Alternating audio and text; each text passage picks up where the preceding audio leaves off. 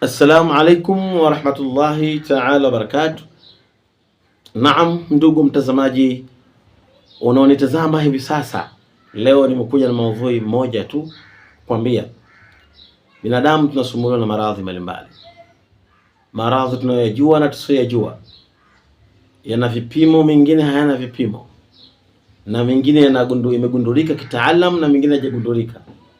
Haya yote binadamu huwa tunakumbwa nayo, aidha kwa kujua ama kwa kutokujua. Lakini leo Maalim Jabbar Herbal Treatment nikupe habari njema. Tunazo dawa kuu hizi mbili hapa. Tunayo Kombora.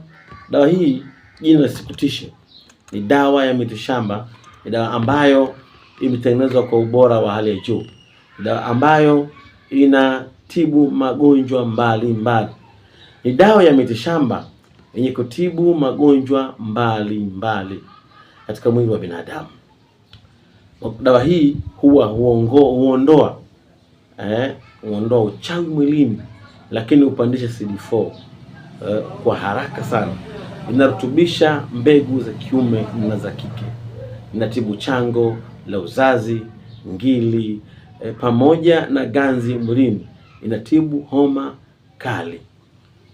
Dawa hii ni dawa ya mitishamba iliyochanganywa zaidi ya miti 10 na ni dawa ambayo imeandaliwa kitaalamu na inatumika kwa urahisi sana.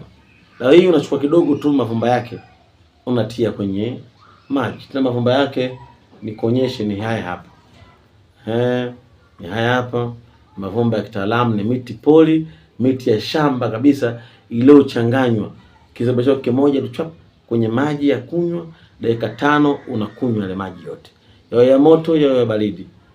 Lakini kwa uzuri, kama unakuwa unapata utulivu, pata maji ya moto au ya vuguvugu ya moto, changanyia, kunywa. Utakunywa kutwa mara 2, asubuhi na jioni. Dawa hii itakutibu maradhi mengi sana, itaondosha uchawi mwingi mwilini, itakufanya kupa heshima ya ndoa. Hii dawa inaongeza nguvu za kiume.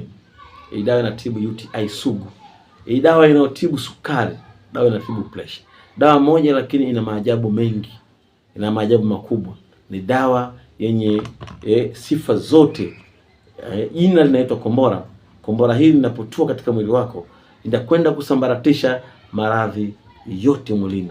Nikombe mtazamaji, karibu sana ujipatie dawa hii kwa gharama nafuu. Inategemea na tatizo lako.